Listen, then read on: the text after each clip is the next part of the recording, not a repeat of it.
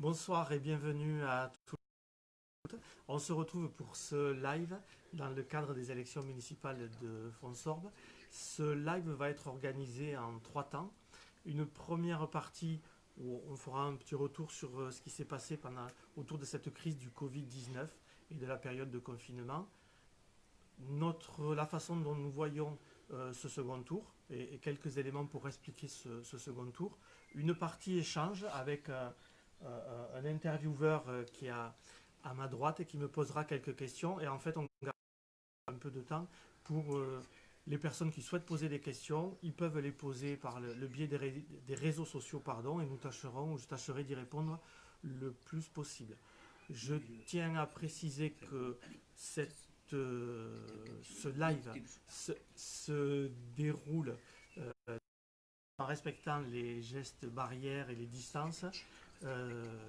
Voilà, et dans des conditions, c'est une première, donc s'il y a quelques imperfections techniques, merci de nous excuser au préalable. Donc en même temps, c'est pour nous l'occasion de lancer officiellement la campagne des municipales sur Fonsorbe pour le second tour. Avant d'en parler, on veut revenir sur cette crise du Covid-19 qui a touché toute la France et Fonsorbe aussi. Et comme toute crise, elles sont des révélatrices des attitudes des uns et des autres. Et on va voir que sur Fonsorbe, on va en tirer de nombreux enseignements.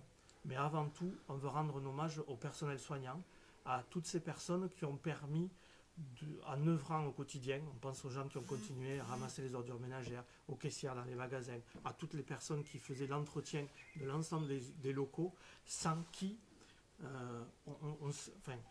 elles nous ont permis de mieux vivre le confinement et des personnes qui jusque-là étaient oubliées. On insiste aussi sur les soignants qui ont dû, outre la gestion des malades, faire face à une épidémie sans matériel, sans les équipements nécessaires, faisant suite à une baisse des crédits considérable, une remise en cause de leur statut, une remise en cause des services publics, et on voit ce qu'il en a coûté. Et heureusement qu'il y a eu des mobilisations et de la solidarité auprès d'eux.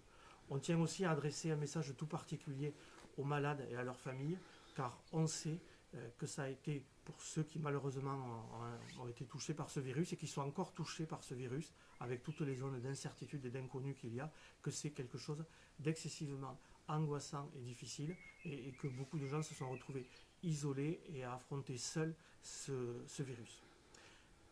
Sur la commune, ce qui nous a marqué, c'est qu'il y a eu des déclarations, mais ce qui nous a surpris, ou ce que l'on veut dénoncer plutôt, excusez-moi, c'est l'absence de solidarité communale.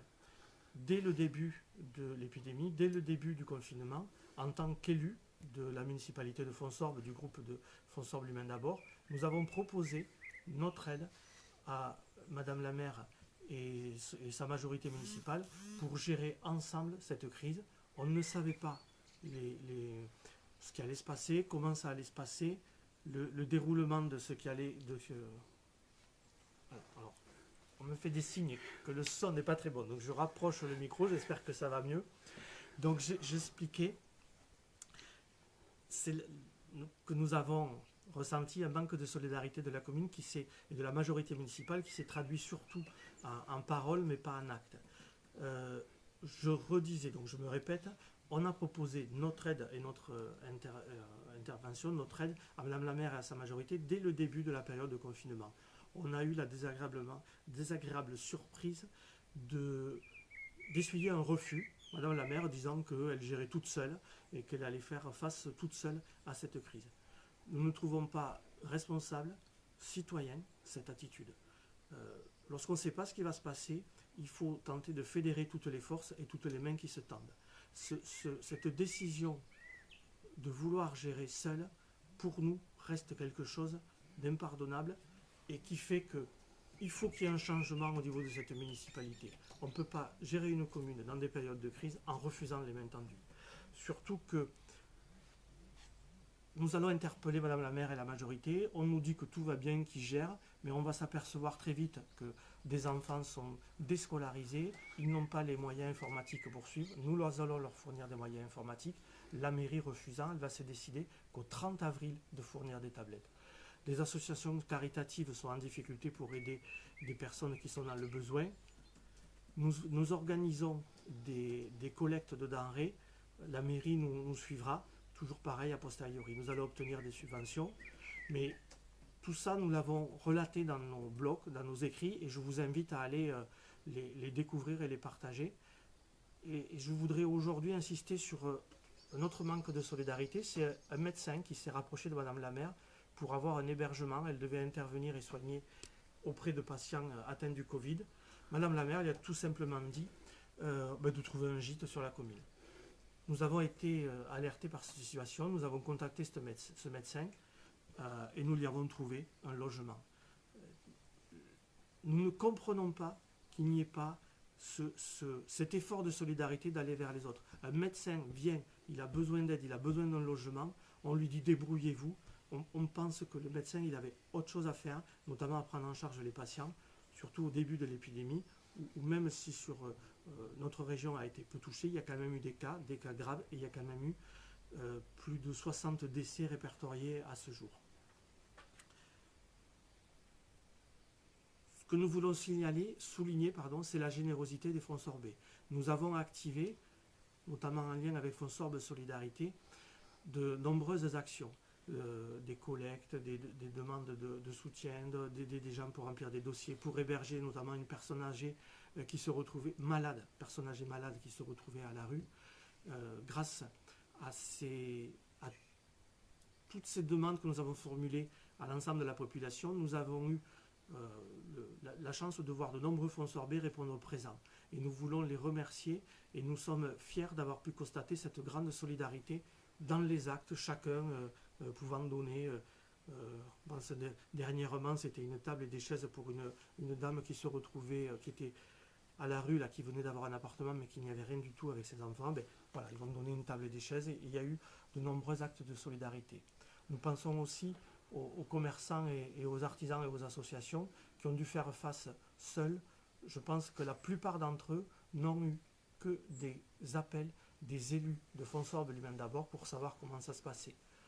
Et malheureusement, nous n'avons pas eu le temps de joindre tout le monde, donc nous nous excusons auprès des associations, commerces et artisans que nous n'avons pas pu joindre. Aujourd'hui, nous démarrons le second tour. Nous espérions pouvoir faire une alliance avec la liste de Christophe Maillet, Fonds Sorbe vers l'avenir. Malheureusement, ça n'a pas été possible.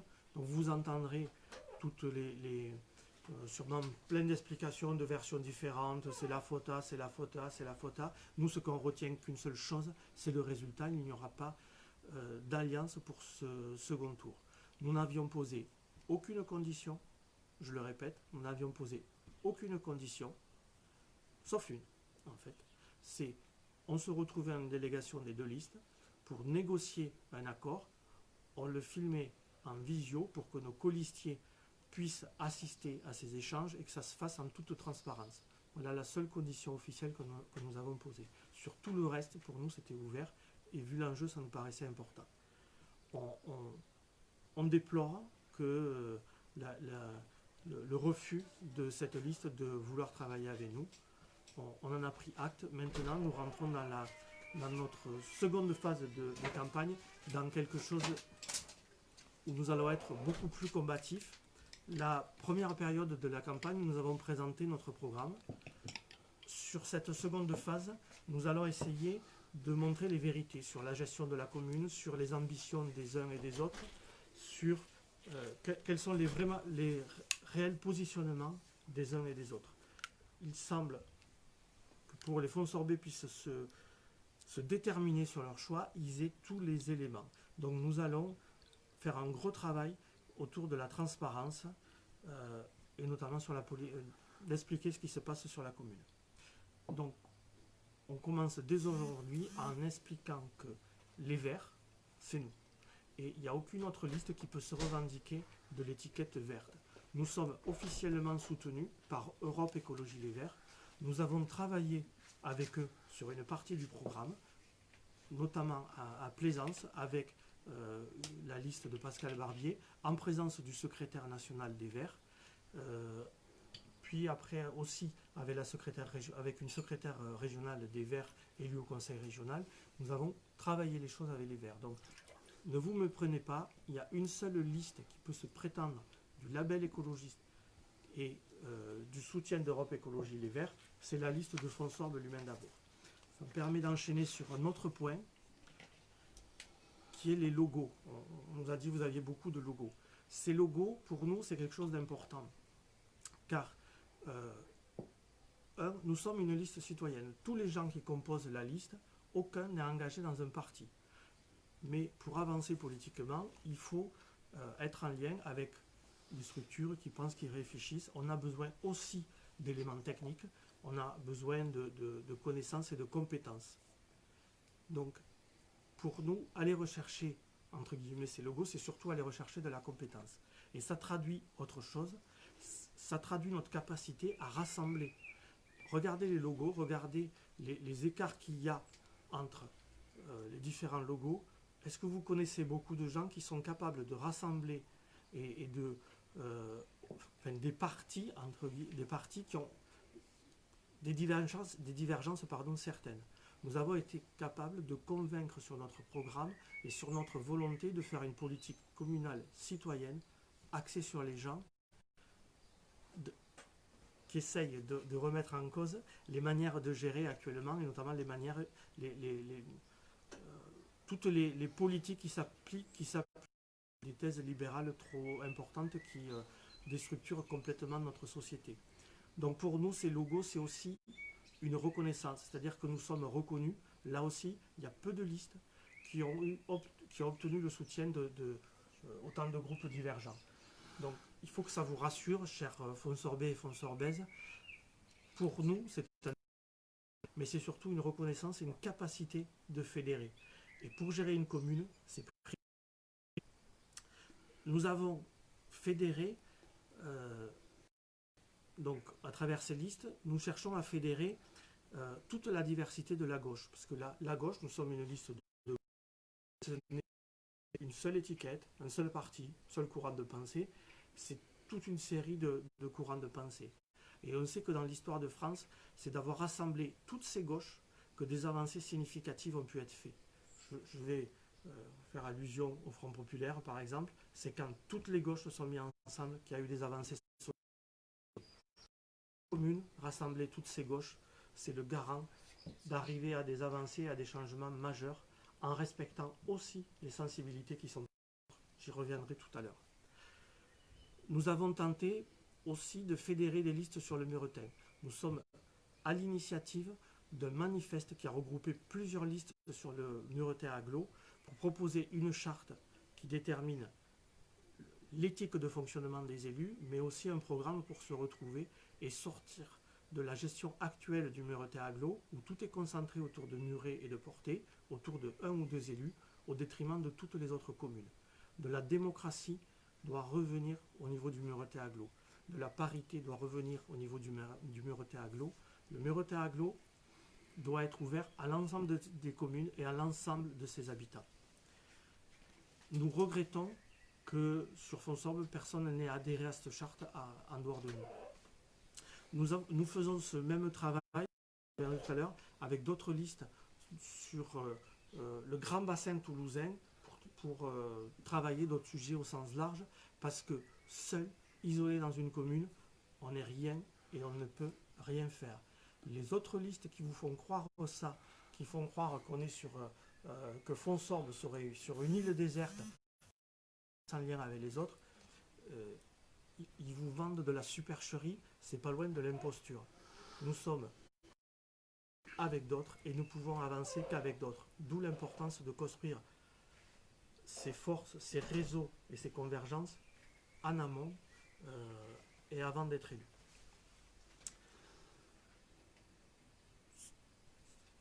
Ce que nous voulons aussi éviter et sortir, c'est des critiques des personnes et sur les personnes. C'est aussi ce que nous avons constaté sur les 6 ans où nous avons siégé au conseil municipal. La réponse souvent de Madame la maire et de sa majorité, c'était des invectives personnelles, de rabasser les personnes et de jamais répondre sur le fond, de jamais aller venir sur le fond. Plusieurs fois, nous les avons mis en difficulté. Nous avons pointé les textes de loi, les textes réglementaires, que bien souvent ils ne maîtrisaient pas. Donc nous, on veut... Voilà pour la partie un peu introductive. Je vous propose de passer à... Alors, il y a eu visiblement une petite coupure. Donc j'étais sur la conclusion de cette première partie qui lançait le second tour des élections municipales, où j'évoquais... comme je ne sais pas, je vais peut-être redire les choses, excusez-moi, mais je ne sais pas à quel moment ça a coupé, qu'on en a marre des critiques et des attaques personnelles. Nous, on veut un débat sur le fond, et on veut aller chercher les 2 autres listes sur le fond et sur les idées. Nous, on a des idées, on a réfléchi à un programme, on a réfléchi à des programmes, et on est porteur de convictions et de choses qui nous animent très fortes. Donc, c'est ce que l'on va aller chercher dans ce second tour, et de montrer que les autres listes, sur ces aspects-là, elles sont un peu limitées, et qu'au-delà de dire celui-là il est mauvais, celui-là il est menteur, celui-là il raconte n'importe quoi, il n'y a pas grand-chose qui alimente les débats. Donc là, je vais vous proposer qu'on passe au second temps, qui est un échange avec Lionel, qui a préparé quelques questions. Donc je vais tâcher d'y répondre au mieux. Jean-Claude Pilet, bonjour. Alors, lors des élections municipales, on peut entendre ce genre de commentaires. Bon, habituellement, je ne m'intéresse pas trop à la vie de la commune, mais bon, cette fois, j'ai envie de voter. Alors, qu'est-ce qui pourrait me donner envie de voter pour vous et pour l'humain d'abord, François l'humain d'abord? Déjà, notre capacité, enfin, vous faire comprendre, et te faire comprendre, que ce que l'on dit correspond à la réalité de notre pensée, et que notre parole est bien, que nos paroles sont bien en lien avec nos actes. Que quand on dit quelque chose, on le fait. Je prends un exemple de ce qui s'est passé sur les 2 derniers mois. Quand on parle de solidarité, on la met en œuvre. On se débrouille pour amener un ordinateur à l'extérieur à un enfant qui ne peut pas suivre la scolarité depuis 1 mois. Alors qu'on nous dit qu'il n'y a aucun enfant sans outils, enfin, qui est sans coupure scolaire. Quand une personne est à la rue, eh bien, on l'aide, on lui trouve une solution. Et on ne dit pas ah, c'est dommage ou c'est de sa faute. Quand on apprend que des commerçants sont en difficulté, qui vont peut-être mettre les clés sous la porte, on ne leur dit pas seulement remplissez un dossier, mais on se débrouille, on se démène pour trouver des solutions. J'en profite pour remercier les gens qui nous ont aidés. Je pense notamment à un commerçant Fonsorbet, où il y a plusieurs personnes qui se sont mobilisées autour de nous pour sauver sa boutique, et je remercie ces gens-là. L'autre chose, c'est aussi de construire ensemble. Nous, notre volonté, c'est de construire avec les gens. Nous avons des idées, nous voulons faire des choses, mais on sait que pour que ça fonctionne, il faut le faire avec le plus grand nombre et demander l'avis du plus grand nombre. Donc, pour nous, ça, c'est primordial. Par exemple, on veut installer des installations photovoltaïques, mais on demande ce qu'en pensent les gens, comment ils le voient, et on élabore ensemble. On tient compte des avis. On tient compte des avis, et l'objectif, quitte à prendre un peu plus de temps, mais c'est d'avancer ensemble. Ensuite, on est une équipe, c'est la force et la volonté d'une équipe, et d'une équipe qui a travaillé les choses, qui travaille depuis plusieurs mois sur un programme qui a des compétences. Je vais prendre qu'un seul exemple. Je pense qu'on est la seule liste qui peut regrouper un directeur financier d'une entreprise, d'une EPCI, donc d'une entreprise publique. En même temps, une personne qui travaille aux finances d'une commune et une ancienne agent du service des impôts. Je pense qu'on est la seule liste qui présente un tel niveau de compétences rien que sur le plan financier. Mais je peux vous prendre tous les domaines. On a construit une liste avec des compétences techniques sur l'ensemble des domaines. Et ensuite, c'est qu'on veut arriver très vite à une ville propre. Parce qu'on est fatigué, usé d'entendre dire pour 10 000 raisons que c'est impossible d'entretenir cette ville. Quand on voit des papiers, des détritus, des herbes, des trottoirs où il y a des trous, ce n'est plus possible. Il faut que, et ça sera un des objectifs, on veut redonner à Fonsorbe un éclat et une propreté d'une ville de 12 000 habitants. Donc en fait, c'est les compétences, c'est joindre la parole les actes, pardon, à la parole. Hein, c'est vraiment être dans la cohérence et la sincérité finalement Voilà, tout de à la fait. parole de l'élu. Et autour de notre projet, ouais, qui est de remettre l'humain, que les finances doivent être au service de l'humain et des projets, et que c'est insupportable d'entendre dire il n'y a pas de sous, il n'y a pas de sous, il n'y a pas de sous. C'est pas vrai. Ce qu'on entend beaucoup. Il y a des sous, il y a des budgets. Qu'est-ce qu'on fait de ce budget? On fait des choix. À partir de ces choix, il faut les expliquer. Mais c'est pas parce qu'il n'y a pas de sous, c'est parce qu'on a fait un choix. S'il manque des sous à certains endroits pour faire des projets, c'est qu'on les a mis ailleurs. Et qu'ensuite, il faut prévoir un budget qui tienne compte des réalités de la commune. Juste une parenthèse, nous avons chiffré notre budget. Il était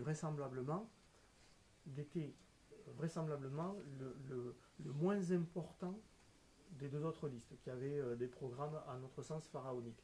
Ce qui est un avantage avec la crise qui nous touche, c'est qu'on est à peu près tranquille de pouvoir le réaliser. Alors on ne sait pas les impacts économiques qu'il va y avoir, mais comme on avait un projet qui était chiffré et raisonnable, et sur nos sites on peut aller voir le coût de ce programme, et je le redis encore, on est la seule liste à l'avoir fait.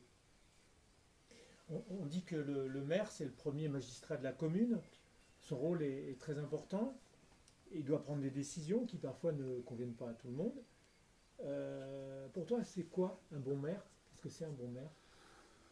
Alors, un bon maire, c'est d'abord quelqu'un qui sait travailler en équipe et qui a une équipe. Ça ne vous a pas échappé que sur tous nos programmes, sur nos affiches de campagne, en fait, je suis avec un binôme qui est Françoise Bobo, et donc on travaille toujours à plusieurs, et à se dire qu'aujourd'hui, une charge de maire ne peut pas être gérée par une seule personne. Il faut une équipe et un collectif. Donc on s'est aussi préparé avec cette optique-là. Mais un maire, ça reste quand même une personne, et pour l'ensemble des habitants d'une commune, ils identifient malgré tout ce travail collectif à une personne. Donc cette personne, il faut qu'elle soit, à notre sens, à l'écoute, disponible, dans la mesure, et agisse de manière raisonnée dans ses actes et dans ses propos, et en étant tolérant. C'est pas parce que quelqu'un ne pense pas comme nous que c'est, excusez-moi l'expression, un imbécile ou qu'il n'y comprend rien. Non, il a un avis différent de nous. Bien sûr. J'ai envie de résumer ce que doit être un maire à une vieille citation politique qui est la force tranquille. De se dire, un maire, il doit être, alors surtout avec la période que nous risquons de traverser avec les conséquences de cette crise, il faut quelqu'un qui soit serein. Juste sur un maire aussi et sur son équipe, il faut avoir en tête quelque chose pour nous qui est très important, c'est ce que l'on fait pour une personne, on doit être capable de le faire pour tous. Et ce que l'on fait pour tout le monde, on doit le faire pour eux. Ça suffit de ces actes qui sont faits pour une seule personne, parce que c'est le copain de ceci, parce que c'est le copain de cela. Et qu'on n'est pas capable de refaire la même chose. Gérer une commune, c'est aussi, dans l'impartialité, porter une éthique du vivre ensemble et de l'égalité de tout le monde. Ça ne veut pas dire qu'on fera la même chose pour tout le monde, mais s'interroger toujours, ce que je fais pour cette personne, est-ce que je serai en mesure pour le faire pour tout le monde si on me le demande, et vice-versa. Voilà, je vois qu'il y a une autre question. Non, mais il y en a plein. Mais Ouais. alors, c'est vrai qu'il y a deux sujets qui préoccupent les électeurs, hein, particulièrement avec la crise sanitaire qu'on traverse, hein, qu'on n'en a pas encore terminé avec le Covid. Bon, en premier lieu, c'est quand même la solidarité pour les plus démunis, avec une aide véritable. Hein. Est-ce qu'on va m'aider à maintenir, est-ce qu'on va aider à maintenir les emplois, de quelle manière, etc. Et là, quelle serait votre politique de la ville quelle serait ta politique de la ville pour y répondre? Alors, sur la solidarité? Oui, Sur la solidarité et maintien de l'emploi, hein, parce que tout ça est bien imbriqué quand même. Alors, sur la solidarité, nous sommes dit une chose, c'est qu'il fallait repenser l'action du CCAS, donc du Centre communal d'action sociale, qui n'est pas à la hauteur dans les actions qu'il propose. Il propose des choses intéressantes. Ouais. Il y a des salariés qui sont dévoués, qui s'impliquent et qui ont une activité qui est riche, Mais il nous semble que pour une commune de 12 000 habitants, il faut faire passer ce CAS à une autre dimension. Donc ça c'est primordial parce que dans la solidarité, c'est quand même l'élément et un des outils principaux qu'a une commune, hein, sont ces CAS. Et après, il faut développer, il va falloir travailler beaucoup plus en partenariat avec les commerçants, les artisans, pour développer, donc déjà les soutenir, parce qu'on ne sait pas tous comment ils vont se relever de cette période, mais le commerce et l'artisanat est rentré dans cette logique de développement durable et de circuit court et d'aider les commerçants. On voit qu'avec la crise, il y a eu un appel d'air et qu'il y a beaucoup de gens qui ont redécouvert les changements de comportement, les changements de comportement, qu'on voit que ce n'est pas plus cher et que ça fait de la richesse locale. Il faut oser bouleverser les choses à ce niveau-là et faire des passerelles et des liens, mais vraiment au niveau local. Ne rêvons pas, on ne fera sûrement jamais venir une grosse entreprise, on ne fera jamais venir une grosse industrie sur Fonsorbe. Donc il faut qu'on se... c'est pas forcément le but non plus. Voilà, mais oui, mais il y en a qui y rêvent. Mais il y en a qui en rêvent, bien sûr, oui, oui, tout à fait. Mais nous, ce qu'on rêve, c'est surtout à mobiliser les énergies locales et à faire une identité de Fonsorbe, donc à travers la solidarité, mais à travers une solidarité qui se manifeste aussi dans l'impact économique et commercial de la commune. C'est puis inciter à aller vers, voilà, je le redis, mais tout ce qui est développement durable, énergie renouvelable, circuit court, etc. C'est effectivement, c'est la seconde question. Effectivement, il y a l'amélioration du cadre de vie, le transport, l'accroissement incontrôlé des projets d'urbanisme. Il y a beaucoup de choses, hein, et c'est un très gros chantier. Donc écologie, amélioration du cadre de vie. Alors il y a un exemple quand même, les Fonsorbais ont exprimé le désir de se déplacer en vélo, ça on peut le voir, hein, mais rien n'est fait. Les autres candidats s'expriment sur le thème sans autre précision, y compris la mairie qui n'a pourtant pas montré un acharnement sur le chantier. Et vous et votre équipe, vous ferez quoi pour répondre à cette demande pressante? Alors, sur notre programme de campagne, on a pris un engagement, c'est d'affecter chaque année 500 000 € au développement des pistes cyclables. Et alors, quand on dit piste cyclable, c'est aussi trottoir. Une vraie. Oui. Pas une où on est obligé de... 500 000 par an. D'accord. Donc, c'est un engagement qu'on a pris, très clair, et donc ça sera fait. Et donc je redis bien, c'est pas que piste cyclable, c'est des trottoirs pour que tout le monde puisse y circuler.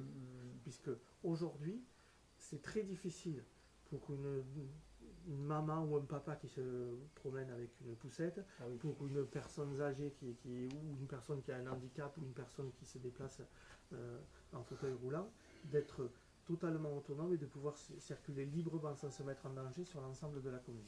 Donc il faudra travailler ça. Et ce qu'on note là aussi, c'est qu'il y a eu plein d'intentions. On nous a annoncé les pistes cyclables, on nous a annoncé, on ne les a pas vues, on les attend toujours. Alors il y en a eu quelques-unes, le long du Riouette.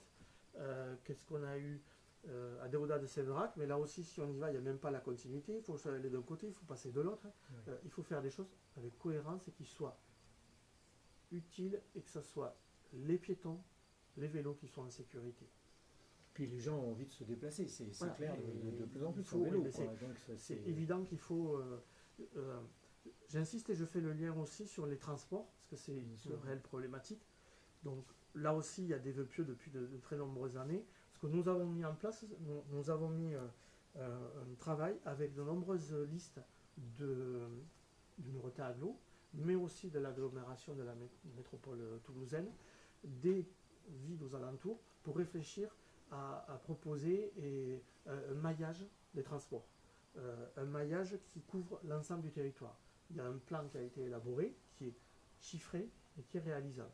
Donc, suivant les résultats des élections, nous aurons des élus qui ont travaillé sur ces projets qui pourront les porter sur les différentes instances, mais il y aura tout ce travail de fond, pour puisqu'on l'a fait avec de nombreuses personnes, des militants, etc., pour arriver à pousser les collectivités à mettre en place ce transport et ce maillage qui ne soit pas seulement axé vers Toulouse. Et puis l'agrément, finalement, c'est très souvent les pistes cyclables, c'est un peu de l'agrément, c'est pas vraiment le transport. Là, j'évoquais l'ensemble des transports. Oui. Et puis un transport qui ne soit plus en étoile, mais qui soit bien un maillage du territoire. Là aussi, c'est des choses possibles, c'est des choses réalisables, c'est des choses chiffrées. Ce qu'on nous dit chaque fois, c'est trop cher, c'est ceci, c'est cela. Non, il y a un projet. Je fais juste une parenthèse.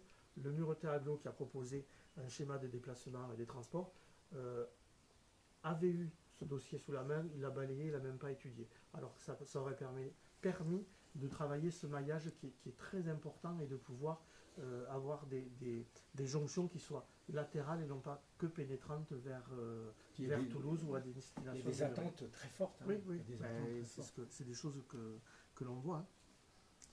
Hein. Et ça nous paraît très très important de libérer toutes ces initiatives. Parce qu'il y a plein d'initiatives, de projets, de choses comme ça qu'il faut soutenir et encourager. Et remettre en cause les grands plans qu'on nous sert, qui bien souvent ne sont ancrés que pour satisfaire l'intérêt de gros promoteurs qui ont besoin eux, de gros travaux, une 3e ligne de métro, voilà, des axes comme ça. Merci beaucoup Jean-Claude. Oui. Là, c'est plus clair maintenant. Hein. Je ne sais pas s'il y a d'autres questions. Non, sur les questions. Non. Nous aurions reçu une question donc en live Facebook.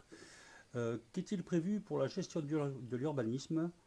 Aujourd'hui, négligence, passe-droit, copinage, malgré une personne responsable du service très compétente. Pour vous, quel est le problème et comment pensez-vous pouvoir le résoudre? Alors, juste avant de répondre à cette question, je voudrais revenir sur une question qui m'a été posée sur le CCAS, la solidarité. Quelque chose qui est important, c'est qu'il va falloir aussi réinterroger l'offre médicale sur la commune. Je ne sais pas là aussi si l'offre médicale est à la hauteur d'un bassin de vie comme le nôtre. Voilà, c'est des choses qu'on s'est posées, mais j'en profite parce que pour des personnes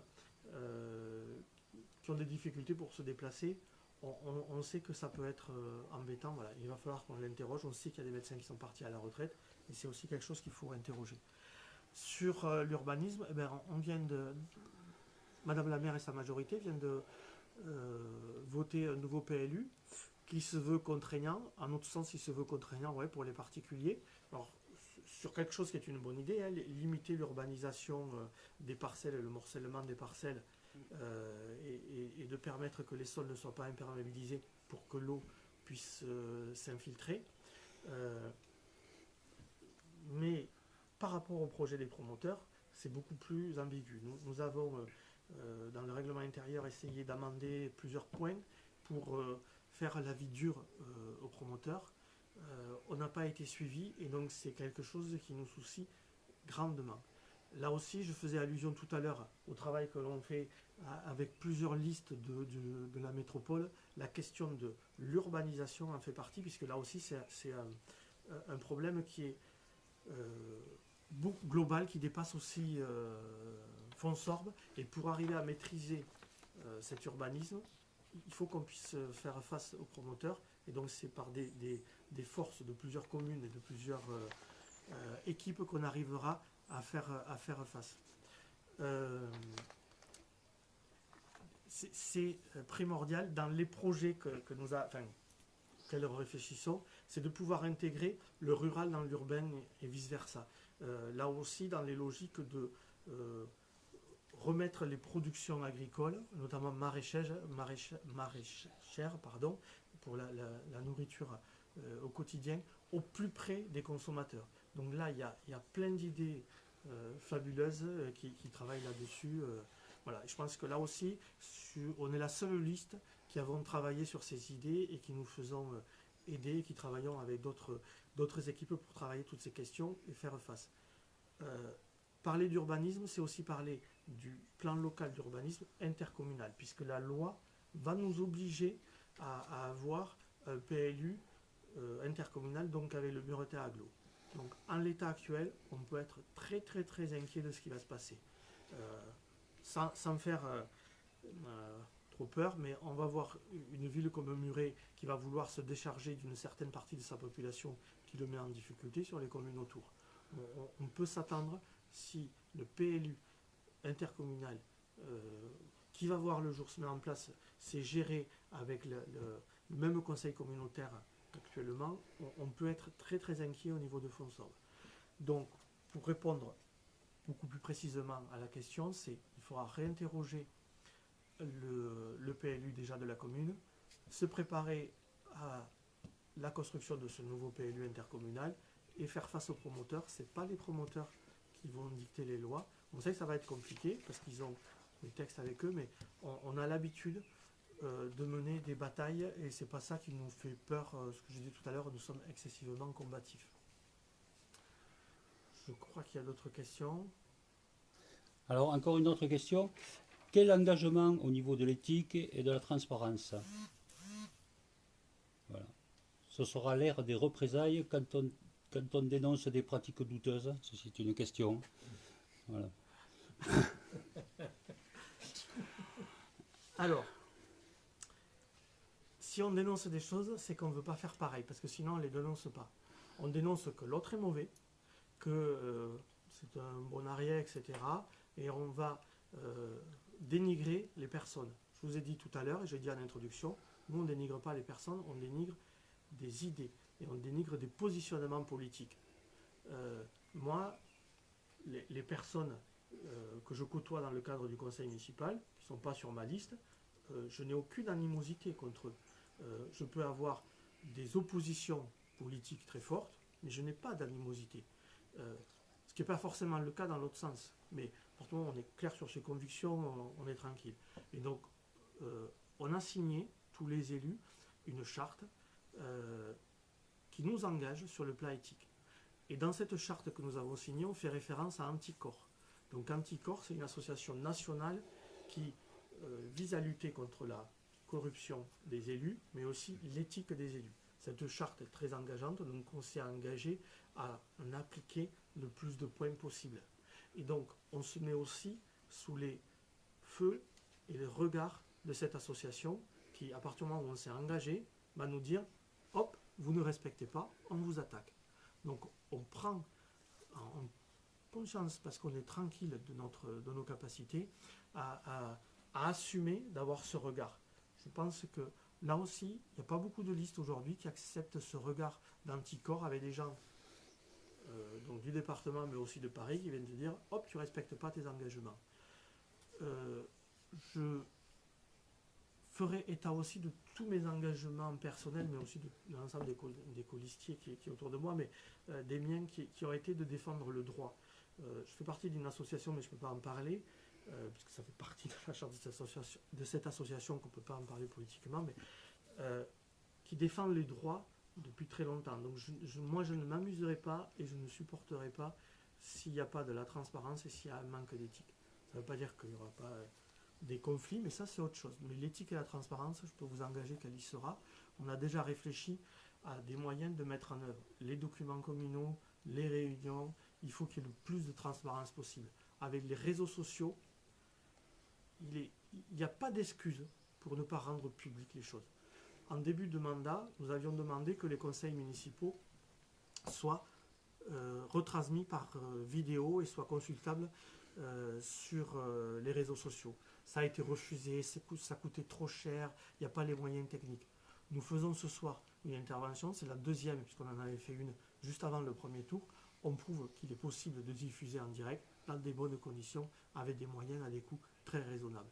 Il faut arrêter de raconter n'importe quoi. Les impostures, je vous l'ai dit tout à l'heure, c'est fini, ça suffit. Et nous, les impostures, on va les dénoncer. Alors, la personne qui nous a posé la question concernant l'urbanisme revient un petit peu sur sa question et souhaiterait, voir un petit peu comment pour être géré l'ingérence des élus sur les dossiers.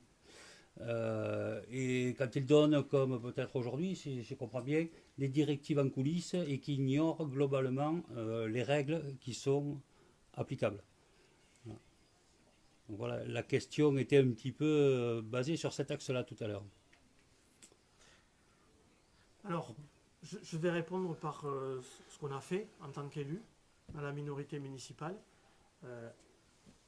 Un projet suite à la vente d'une maison, un projet de construire plusieurs bâtiments, donc c'était chemin Bénèche, dans des conditions opaques, et bien on s'est mis en lien avec les riverains, nous avons cherché de l'information et nous l'avons rendu public et nous avons interrogé les choses. un autre quartier de Fonsorbe où il y a de nombreuses irrégularités, nous sommes allés rencontrer les uns et les autres, et en fonction de nos moyens, nous essayons de faire émerger le droit. Il y a des fois c'est très compliqué parce que le droit est complexe, mais toujours est-il, et je vais faire un lien avec le conseil municipal de jeudi, une des questions que nous avons posées, puisqu'à chaque conseil nous avons droit à 2 questions, c'est sur les litiges et les irrégularités qu'il y a et les contentieux, savoir où ça en est, donc notamment dans le quartier de Hourne-Portannerie, parce que là il y a beaucoup de choses qui ne vont pas, il y a des choses avec des litiges de particuliers, mais aussi avec le promoteur et collectif. Et là aussi, la mairie ne peut pas se dédouaner, il faut prendre toute la place parce que sinon ça dérive sur des conflits de personnes, souvent des personnes qui viennent d'arriver, ça c'est tout simplement pas entendable que des gens qui viennent s'installer aient leur vie pourrie au quotidien. Oui. A priori, la réponse convient. Voilà. Encore une question. Donc, concernant le Muretin Agglo, vous avez dénoncé certaines pratiques. Est-ce, selon vous, ce qui a fait obstacle à votre alliance avec la liste de Christophe Maillet? Alors,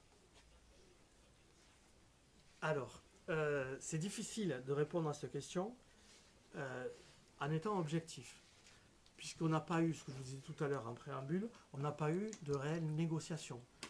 Puisque pour commencer des négociations, il faut se retrouver autour d'une table avec un cadre clair. Ce cadre n'a pas eu lieu, puisque la tête de liste, donc Christophe Maillet, m'a signifié qu'il ne voulait pas étudier cette alliance, donc on en est resté là. Donc la réponse que je vais vous faire est simplement mon interprétation. Mon interprétation est très claire, oui ça a pesé. Le Muretin Agglo, le président ou les présidents n'ont pas envie de voir débarquer des élus de Fonsorbe Lumen d'abord dans l'instance du Muretin Agglo comme des élus qui ont signé le manifeste où on remet en cause leurs pratiques.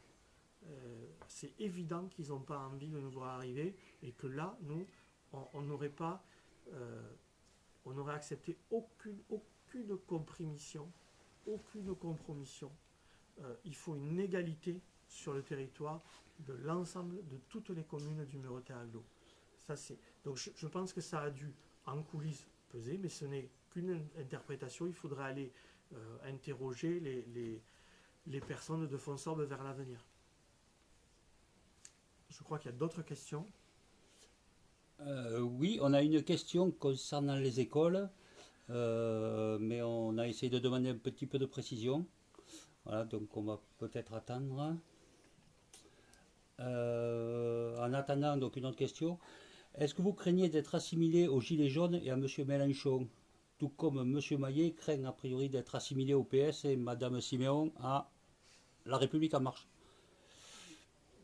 Alors, nous, on craint d'être assimilé à personne.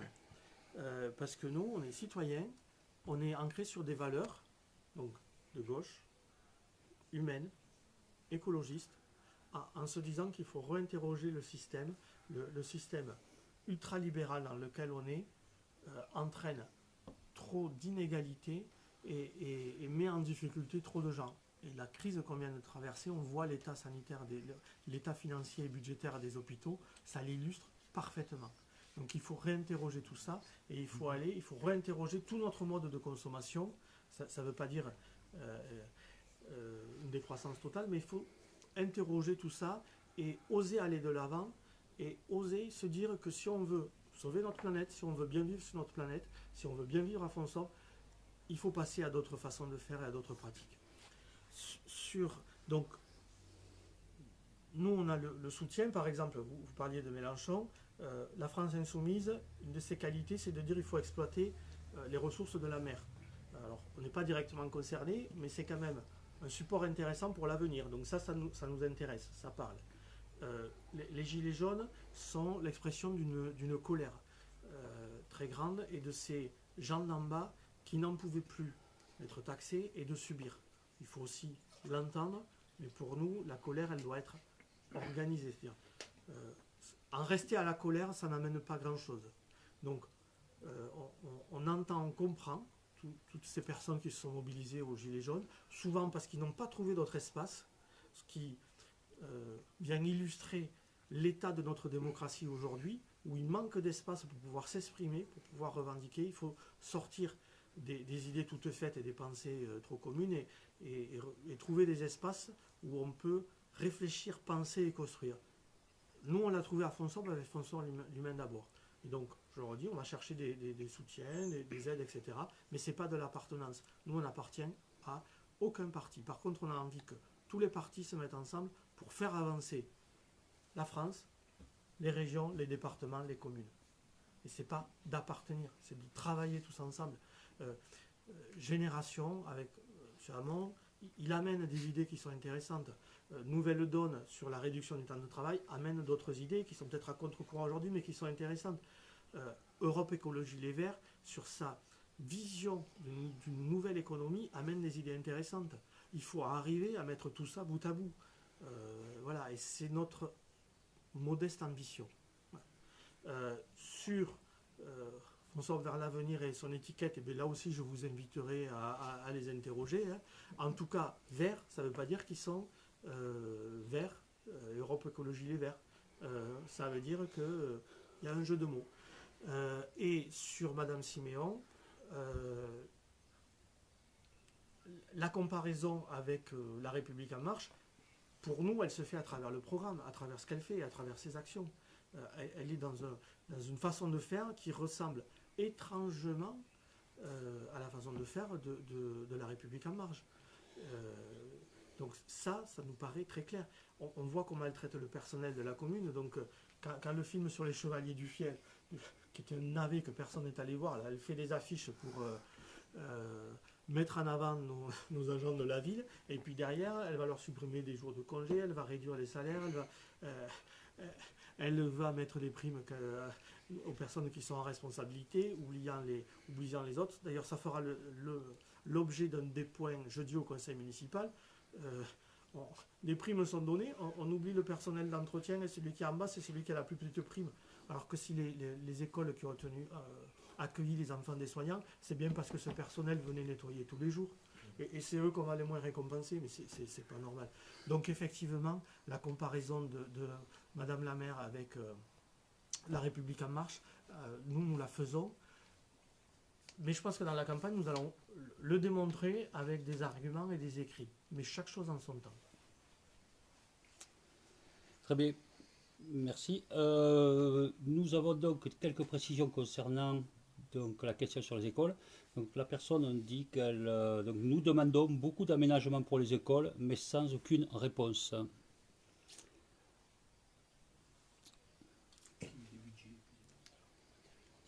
Alors, je sais pas, c'est compliqué de répondre parce qu'il y a trois groupes scolaires sur la commune.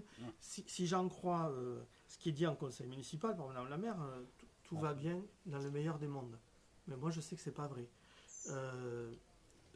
Nous savons, par exemple, que des tests avaient été faits, il y avait une présence trop élevée de gaz carbonique dans les écoles mettant en danger la sécurité des enfants. Les aménagements arrivent presque 2 ans après, ils auraient dû être immédiats. On voit bien que dans certaines écoles, il manque des équipements. Et que là aussi, il va falloir faire un état des lieux pour remettre en état les choses. Enfin, je pense aux équipements sportifs, je pense à beaucoup d'autres choses. Voilà. On a vu là dernièrement, enfin, c'était le dernier conseil municipal au mois de mars, là, qu'il y avait une enveloppe pour des travaux sur l'école de la Béozo. Mais on ne sait pas d'où ça sort, on n'a pas les éléments. Il y a un réel travail à faire pour remettre en état l'ensemble des groupes scolaires. Très bien. Après, on avait une question concernant la police municipale. C'était un peu plus haut. Voilà. Quelles seront les priorités de la police municipale? Continuerez-vous à les assigner aux sorties d'école pour traverser la rue, ou auront-ils des missions plus axées sur les incivilités? Alors, la police municipale, déjà, sur notre programme, nous a dit que nous avons annoncé, budgété, que que nous augmenterons les effectifs de la police municipale. Le nombre de policiers municipaux n'est pas à la hauteur d'une commune de 12 000 habitants. Entre parenthèses, on peut dénoncer l'État qui se désengage de sa fonction régalienne en donnant aux municipalités de plus en plus de fonctions de police qui autrefois étaient faites en zone urbaine par la police, en zone rurale par la gendarmerie. Donc c'est des moyens d'envoyer le bébé et les coups sur les communes. La police municipale doit être au service des habitants et réguler les relations entre les habitants. Effectivement, nous avons constaté des incivilités. Vous voyez, en faisant du porte-à-porte, mais depuis 6 ans, nous sillonnons l'ensemble de la commune, donc nous voyons les choses. Nous avons découvert des endroits, certains nous avaient échappé, où l'espace public est à la merci de quelques personnes. Ça, ce n'est pas possible. L'espace public, il doit être à tout le monde, et tout le monde doit pouvoir circuler librement. Donc, il y aura des efforts. Et en même temps, la sortie des écoles est aussi quelque chose de primordial. Parce qu'il y a malheureusement eu des accidents, il y a là aussi des incivilités, avec des gens qui ne respectent pas forcément le code de la route, qui ne font pas suffisamment attention qu'il y a des enfants que des enfants, on sait tout ce que c'est, hein, des enfants à un moment donné peuvent faire un geste inconsidéré, partir en courant, etc. Donc il faut être très prudent. Donc on ne peut pas dissocier les choses, la police municipale elle doit être partout, mais au plus près des gens, et les incivilités, ça en fera partie. Je pense aussi à la question des dames et des femmes seules qui sont aussi victimes de pas mal de violences et d'incivilités, notamment sur la commune. Et là aussi, il y aura des actions à faire. Et j'en profite pour dire que nous, on n'est pas favorable à tous ces dispositifs donc, qui s'appellent aujourd'hui participation citoyenne, mais qui historiquement créés par Nicolas Sarkozy en 98, c'est la première fois où il a lancé ça, qui est voisin vigilant. Nous, on en est hostile. Entre voisins, on doit être solidaire et souriant. Ce n'est pas aux voisins d'aller surveiller ce qui se passe. Ça n'amène, ça ne prouve pas l'efficacité, ça n'amène que des tensions. Partout, les retours d'expérience montrent que c'est plutôt négatif. Et là aussi, la sécurité, c'est la police. Donc ici, c'est la gendarmerie et la police municipale. On ne peut pas demander à des citoyens de se substituer à des fonctions régaliennes comme la police. Par contre, créer des réseaux de solidarité, être bienveillant auprès de son voisin, oui, ça c'est des choses qui nous paraissent importantes. Tout comme la vidéosurveillance nous pose aussi quelques problèmes d'éthique majeurs. Là aussi, on voit que ça n'amène pas grand-chose. Si ça amène de l'argent aux sociétés qui les installent, mais on voit que l'Angleterre qui en avait fait le pilier de sa politique, il revient, et beaucoup de villes y reviennent aussi. Nous pensons plus vraiment à la solidarité sur l'ensemble du territoire. Une question, Jean-Claude. Oui. Pédibus, ça pourrait reprendre? Toutes ces initiatives, j'y faisais allusion tout à l'heure, il faut relibérer des énergies. Toutes ces initiatives sont des initiatives fabuleuses qui créent du lien social. Extraordinaire, Donc, vraiment. s'il y a des parents qui sont prêts à le faire, effectivement, il faut que ça reprenne. Pédibus, mais en vélo aussi. Enfin, oui, voilà, tout à fait. Ça rapproche les gens. Enfin, pour y avoir participé, c'est quelque chose de très, très, très positif. Toutes les initiatives qui permettent du lien social et qui aident de l'autre, elles sont à soulever. Alors, je ne sais pas s'il y a d'autres questions. Oui, on en aurait d'autres. Il semblerait que vous ayez pallié en coulisses au manquement de la commune lors de la gestion de crise. Ça a été évoqué un petit peu au début de ton propos. Comment interprétez-vous les refus de Madame Siméon de travailler conjointement? Et en complément, on a une autre question qui pourrait... juste au-dessus. Voilà. Avez-vous été de ceux qui ont poussé l'entraide vers les anciens et l'entraide vers les plus démunis? Pourquoi l'équipe municipale a mis du temps avant de réagir?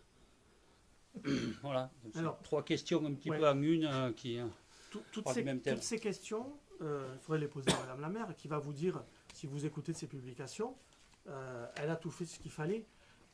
avec une approche un peu différente de la nôtre, c'est qu'elle attend qu'on vienne lui dire, et que nous, on va auprès des gens, parce qu'on pressent les difficultés. On savait bien que les commerçants ils allaient être en difficulté, on les contacte, et on regrette de ne pas tous les avoir contactés. On sait que des personnes en difficulté qui ont perdu leur boulot, il va falloir les aider pour qu'ils puissent manger. Voilà, donc on n'attend pas. Nous nous sommes rapprochés du personnel soignant. Nous avons trouvé du personnel soignant qui venait s'occuper de patients atteints du Covid, qui étaient obligés de mettre des charlottes aux pieds parce qu'ils n'avaient pas les équipements qu'il fallait. Ils n'ont eu aucun soutien. Les dentistes qui voulaient reprendre leur activité, qui n'avaient pas de visière, c'est nous qui avons fait le lien avec la commune pour qu'ils puissent avoir les visières. Les visières étaient à la commune. Personne ne s'était demandé à la commune si ça pouvait servir à des soignants ou à des gens. Des choses qui paraissent tellement évidentes et simples qu'il est... on n'a pas de réponse si ce n'est une forme de colère de se dire ce n'est pas possible. Un moment de crise comme ça, on aurait dû tous se serrer les coudes et tous se dire moi je m'occupe de ça, toi tu fais ça, toi tu fais ça, on fait ça, on laisse personne sur le bord de la route. C'est très important, on ne laisse personne sur le bord de la route. De l'artisan, chef d'entreprise, à la personne âgée, à la personne handicapée, à la maman seule avec ses enfants, à la famille qui travaille à Airbus et qui risque d'être inquiet, ou aux sous-traitants parce qu'on ne sait pas ce que va devenir la situation. Effectivement, nous avons demandé qu'un courrier soit adressé à l'ensemble des personnes âgées de la commune. Puisque on s'est très vite aperçu que beaucoup de personnes âgées n'avaient aucun lien avec la collectivité. Donc nous avons poussé et obtenu qu'un courrier soit envoyé. Malheureusement, les listings n'étaient pas à jour, donc toutes les personnes âgées ne l'ont pas eu. Certains avaient déjà déménagé de la commune depuis 10 ans, d'autres étaient morts depuis 5 ans. Ça prêterait presque à sourire si ce n'était pas dramatique d'avoir une commune qui n'est pas capable de savoir quelle est la réalité de ces personnes et les personnes qu'il va falloir aider. On se demande du coup, là aussi c'est anecdotique, mais pour le repas de fin d'année du 3e âge, qui est-ce qui est invité? Alors il y a plein de gens qui ne sont pas invités, mais ça se fait comment le tri? Voilà, je ferme la parenthèse, on a été édifié, on a découvert d'autres choses, les logiciels, alors que la commune, nos chers élus ont investi des milliers d'euros pour des nouveaux logiciels, etc. On a vu des équipements qui soi-disant été rachetés, puis on voit que ça ne correspond pas, que ça ne permet pas en temps de crise de faire face. Et on a effectivement, je redis, pallié beaucoup de choses, on a interpellé régulièrement même la maire. Je reparle de cette association caritative qui n'avait pas assez de denrées. Quand on interpelle Madame la maire, on disait des bêtises. Au final, elle nous a imité en organisant une collecte et puis elle a accepté de verser une subvention de 500 € à chaque association. Alors à 2, puis après à 3, je vous passe les détails, allez voir les réseaux sociaux, c'était là aussi assez cocasse ce besoin à chaque fois de se mettre dans une position un peu supérieure pour savoir à qui je donne ou à qui je ne donne pas. On dénonce clairement cette attitude de condescendance pour lequel nous, animés par des valeurs humaines et humanistes, on ne partage pas. Alors, juste pour que tu puisses faire une petite pause, un petit commentaire sympathique. Au passage, merci pour l'initiative du profil Fossor Solidarité, qui a été bien utile dans cette période. Alors, donc, maintenant, on va reprendre un petit peu les questions. De nombreux ronds-points et bords de route ont des herbes de plus de 2 mètres quasi toute l'année, entraînant tiques, puces, serpents. De gros animaux traversent la route et créent des accidents. Qu'allez-vous faire? Tout à l'heure, quand j'expliquais que une des premières priorités, si nous sommes amenés à gérer la commune, ça sera la propreté. Ça en fait partie. L'entretien, on va dire, des espaces verts, des routes. Je rajouterai les trottoirs. Ça a été là aussi cocasse sur cette période de confinement. Madame la maire a justifié très vite la reprise des agents pour la sécurité justement des ronds-points et couper les herbes. Donc très bien. parce qu'il y avait des chauffards, donc voilà, on leur permettait d'avoir une meilleure visibilité. Moi, s'il y a des chauffards, j'appelle les gendarmes. Je ne coupe pas l'herbe sur les ronds-points, mais bon, chacun sa manière de voir les choses. Et puis les trottoirs, donc certains trottoirs, je pense justement pour aller au CCAS, il y avait de l'herbe de mètres, donc on ne peut pas s'y rendre, soit aller sur la route. Et puis il y a plein d'autres exemples comme ça sur la commune. Donc cet entretien minimum, il doit être fait. Et ce n'est pas contradictoire avec le développement durable. Le développement durable, c'est de permettre à la végétation de pousser, mais les agriculteurs, à certains moments, ils la coupent l'herbe. Il faut qu'il y ait des espaces où les insectes se reproduisent, mais ça ne veut pas dire laisser tout faire et pousser tout n'importe comment. Il y a des espaces qui doivent être laissés développer pour les espaces naturels, et puis d'autres qui doivent être mieux entretenus en fonction. Il faut déterminer ces espaces, et non pas en disant il y a le centre-ville qui doit être nickel, et plus on s'éloigne, moins c'est entretenu. Je vous rappelle que c'est ce qui a été fait, et c'était le plan d'action de la municipalité. Donc il faut que partout, il y a des endroits, quand c'est des déplacements, ça doit être entretenu, et il doit y avoir d'autres espaces plus naturels, et qui respectent la biodiversité.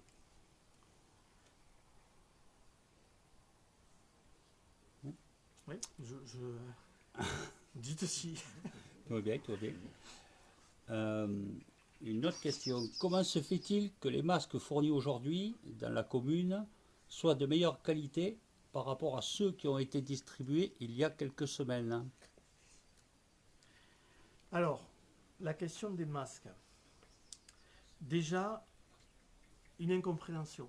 Nous avions sur la commune un fabricant qui pouvait fournir des masques. Il en a fourni sur des structures de la commune.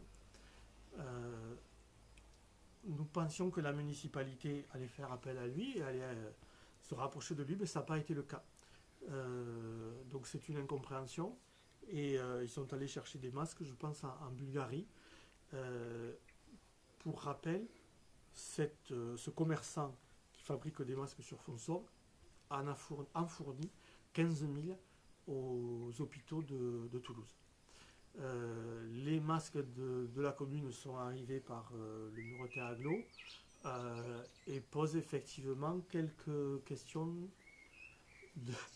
de conformité. Alors vous entendez peut-être qu'il y a des oiseaux qui se joignent et qui viennent participer. Voilà.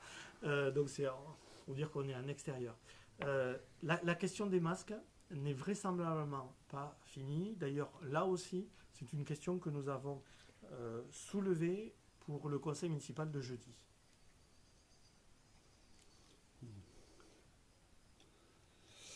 Il y a une autre question, mais concernant l'aménagement des arrêts de bus avec barrières, SVP, et aménagement de beaucoup plus de pistes cyclables. Qu'allez-vous faire? Alors, sur les abribus, il faudrait, parce qu'il y a différents abribus. Il y a les abribus qui sont pour les lignes TCO, il y a les abribus qui sont pour les ramassages du conseil départemental. Il y a des réglementations, c'est souvent un peu compliqué, mais on sait qu'ici ou là, il y a des aménagements qui sont perfectibles ou des aménagements qui manquent. Je pense en particulier vers l'intersection en allant vers Bidault sur la route de la Masquère. Là, il y a des choses qui sont perfectibles. Sur les pistes cyclables, je l'ai dit tout à l'heure, 500 000 € par an seront dévolus à créer des pistes cyclables chaque année sur on ne peut plus dire les 6 ans, mais les 5 ans du budget. Ça, c'est un engagement ferme. On tient particulièrement à arriver à trouver une solution pour relier le centre-ville à Bidault. Il y a la liaison aussi avec Plaisance, avec Saint-Lys, et là ça fait écho à ce que je disais tout à l'heure, au travail que l'on fait avec d'autres listes sur un schéma, sur un maillage plus large du territoire. Mais il y a plein d'idées, de relier aussi Seyss, Frouzens, enfin il y a beaucoup de choses à faire. Surtout qu'il se pourrait qu'il y ait un collège à Seyss, et que peut-être des enfants du bas de Fonsorbes devront aller là-bas, donc ça serait intéressant de le faire.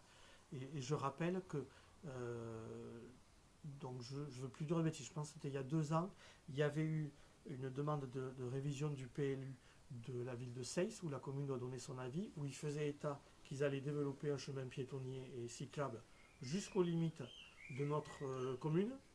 La commune ne voyait rien à redire. Nous nous sommes intervenus pour dire, mais si, il y a quelque chose à dire, c'est qu'il faut le relier à Fonsorbe. Et qu'il faut dire de suite, et de suite à la commune de Seyss, nous sommes favorables à ce que votre liaison, elle puisse s'articuler avec une liaison avec Fonsorbe.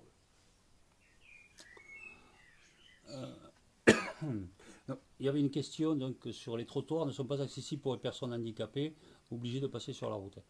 Donc ça c'est une... Ouais, je pense que je l'ai dit tout à l'heure, là on le sait, c'est quelque chose qui nous fait bondir depuis des années. Je vous rappelle on avait réussi, la commune s'est engagée sur un plan d'accessibilité sur 5 ans, et donc de remettre les équipements communaux aux normes. Bon, ce n'était que ni plus ni moins que l'application de la loi qui n'était pas faite, c'est-à-dire que tous les équipements sont aux normes. Mais ça a été, bon, on y est arrivé. Dès la seconde année, ils voulaient déjà financer autre chose avec ses sous, ses budgets, notamment. Enfin, je ne veux pas m'étendre, mais ils oubliaient déjà ce qu'il y avait dans le plan l'année d'après. Nous sommes intervenus plusieurs fois, justement pour défendre l'accessibilité. On pense à des places handicapées, alors, qui étaient faites dans les normes, mais pas dans la pratique. C'est-à-dire qu'une personne, notamment en fauteuil, mais elle ne va pas pouvoir l'utiliser correctement. Là aussi, je vous renvoie sur notre blog où il y a des photos qui l'illustrent. On a fait de nombreuses interventions. Et ça rejoint ce que je disais tout à l'heure, la cohérence des choses entre les paroles, les actes et les réalités.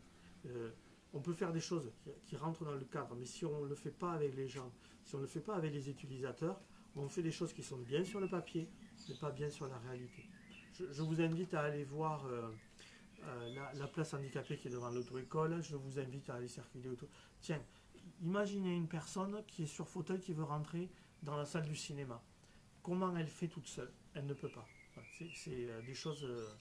voilà. Là, des exemples, il y en a énormément sur la commune. On a encore beaucoup de questions. Alors, en même temps, le retour, on avait dit 1 heure. On va peut-être prendre les deux dernières. Les 2 dernières, il y Ouais, en a 4 ou 5. Allez, on va se dire qu'on clôt la liste, demander aux gens de ne plus envoyer de questions. Alors, il y a 2 questions qui pourraient être rattachées. Avez-vous des appréhensions pour la campagne à venir, notamment sur la possibilité d'échanger avec les Fonsorbais? Et comment comptez-vous compenser le fait qu'il y aura moins d'échanges en direct, marché, car tous ne sont pas connectés, notamment certains seniors? Et on pourrait rattacher à ça, seriez-vous pour un débat vidéo avec les autres candidats, histoire de confronter les points de vue? Alors, nous avons d'ores et déjà réfléchi à notre campagne du second tour et nous allons mettre en place des choses qui sont innovantes. Je ne vais pas en faire état là, parce que je ne veux pas non plus que les listes concurrentes nous copient. Mais il va y avoir des choses nouvelles sur la commune, je vous l'annonce. Nous n'avons pas peur et nous ne sommes pas inquiets sur la campagne, puisque là, nous allons dire des choses, et ce que je disais tout à l'heure, être le plus transparent possible et surtout permettre aux autres de se rendre transparents. Sur l'histoire du débat, vous m'embêtez parce que c'était la conclusion de ce live. On avait prévu de terminer là-dessus, d'inviter les 2 autres listes à un débat public. Et pour tout vous dire, dès demain, ce que je voulais annoncer, mais je vous l'annoncerai tout à l'heure, on va garder quand même ce qu'on va annoncer dès demain, l'initiative qu'on va prendre dès demain. Alors, un petit mot sympathique encore. Merci pour vos réponses. Perso, vous m'avez convaincu et gagné ma voix. Bonsoir. Alors, et pour finir, encore, ça ne s'arrête plus. Alors, comment pourrions-nous faire? On va essayer de faire des lives toutes les semaines. Donc là, on annoncera, ça sera sûrement la semaine prochaine, il y aura un live. On va utiliser beaucoup les réseaux sociaux et les lives et les interactions de ceci. Donc les gens qui n'ont pas pu poser les questions peuvent le faire via les réseaux sociaux, mais de toute façon, il y aura d'autres temps comme ça, d'échanges via les réseaux sociaux où on essaiera de répondre à toutes les questions. Il n'y a pas de souci. Et on n'en évitera aucune. Donc il en reste 2. Allez, on y va. On les fait? Allez. Alors, si vous êtes élu, pensez-vous... Attendez, hop là, ça dérape. Pensez-vous qu'il serait possible de créer un rucher école sur la commune si on trouve un terrain adéquat? Ce rucher pourrait être géré et sous la responsabilité des apiculteurs de la commune. Amener les personnes jeunes ou moins jeunes à pouvoir s'intéresser aux abeilles pourrait être bénéfique. Ne pensez-vous pas? Alors, on pense que, on pense que oui. Ce que je disais tout à l'heure, il faut libérer les initiatives et les énergies. Il y a sur cette commune, comme partout d'autres, mais sur cette commune, on voit le tissu associatif, on voit la richesse, on voit tous ces gens qui s'engagent. Il faut libérer ces énergies et les soutenir et arrêter de penser que, je ne sais pas, toujours de penser des choses négatives là sur les gens parce qu'ils prennent des initiatives. Il faut soutenir les initiatives. Je redis, on a une chance d'avoir un super réseau associatif, d'avoir des super commerçants, des super artisans. On a une dynamique qui est forte, il faut la rendre vivante. Sur l'idée alors je crois qu'il y a une coupure, non? Oui, c'est pas bon. C'est bon? Ça reprit. Ça repartit. Donc je disais sur le rucher, et le rucher école, c'est une excellente initiative, surtout que le miel fait beaucoup de bien pour la santé. J'en sais quelque chose parce qu'on m'a boosté avec du miel et je remercie la personne, mais je lui dirai si je ne l'ai pas encore dit, qui m'a apporté du miel de compétition. C'est essentiel, notamment pour la notion environnementale, et ça me permet de faire le lien avec une autre réalité qui nous préoccupe, c'est la situation des nappes phréatiques sur la commune qui sont polluées au nitrate et de l'environnement qui est pollué voilà, à cause de différentes pollutions. Donc il va falloir aussi s'attaquer à ce domaine parce que les abeilles, c'est aussi la vie, mais si on pollue et on détruit leur habitat, ben, il n'y aura pas d'abeilles. Donc c'est vraiment un tout et c'est une excellente idée qu'on soutiendra bien sûr sans problème. Et pour faire comprendre toute l'importance et les interactions des milieux. Je crois que c'est des milieux naturels et qu'on ne peut pas faire n'importe quoi. Donc une dernière et après Ouais. peut-être on fait la pause. Ouais, Des bouts de chemin privé mériteraient d'être pris en charge par la commune pour y avoir un trottoir, un écoulement des eaux de pluie, mais sont encore privés et utilisés par tous. Seriez-vous prêt à les racheter à l'euro symbolique et en assurer l'entretien, étant donné que la mairie est équipée pour cela? alors, question difficile à répondre parce que là, il faut savoir exactement qu'est-ce qu'il est sous-entendu par chemin. Parce qu'il y a chemin, route et voie. Si c'est une voie, par exemple, qui est goudronnée, si la commune le reprend, elle le fait, elle reprend des chemins, des voies comme ça, il faut que la mise en état soit faite par les riverains. Si c'est des chemins de terre, etc., il faut vraiment étudier au cas par cas. Mais l'objectif, notamment si c'est des chemins qui permettent la circulation de tous, c'est de les amener dans le domaine public. Je pense que vous l'avez bien compris, nous sommes très attachés au service public, à la notion de service public, qui est la garantie du meilleur vivre ensemble. Tous les espaces qui vont tendre à privatiser amènent des effets qui sont souvent assez particuliers. On le voit sur certains endroits de la commune. J'y faisais allusion tout à l'heure, là sur des zones qui sont investies par des personnes et qui empêchent d'autres de se déplacer sereinement. Donc peut-être que la personne qui a posé cette question, si elle pouvait pour l'autre live repréciser exactement ce qu'il en est, comme ça on y répondra parce que c'est trop, moi ça me paraît un peu flou. Alors si on a une petite recommandation, ce serait peut-être de faire des lives par thème, ce qui permettrait de canaliser un peu plus les questions. À voir. Voilà. À voir. En même temps, on va réfléchir à tout ça. On a plein de choses à mettre en place. On va réfléchir à tout ça. On va s'en rester là pour ce soir. On vous remercier. Mais déjà, moi, je remercie les colistiers et les autres militants qui ont permis cette diffusion ce soir, qui montrent qu'avec peu de moyens, on peut faire des choses et on peut rendre publiques les choses. Il n'y a pas de souci. Que ça va vous donner envie de nous rejoindre. Si vous voulez qu'il y ait un changement sur la commune, eh bien, il faut que chacun s'y implique et que chacun arrive à convaincre le plus de personnes possible à se déplacer pour aller voter, à se déplacer pour nous rejoindre, à se déplacer aussi pour accepter des procurations, parce qu'on pense que ça va être un enjeu important. Vous dire qu'il faut retrouver pour la commune le sens du bien commun, qu'il faut que vous nous fassiez confiance, parce qu'on est la seule liste écologiste, humaine et sociale, et on est surtout la seule liste qui est transparente, qui ne se cache de rien du tout. On a, par exemple, affiché les logos, on l'explique. On ne va pas dire qu'on n'est pas ceci, on n'est pas cela, on dit ce qu'on est. On dit notre programme, on dit comment on le finance, on dit comment on fonctionne. Tout est transparent et vous pouvez aller voir sur les réseaux sociaux. Et je crois que c'est important pour une commune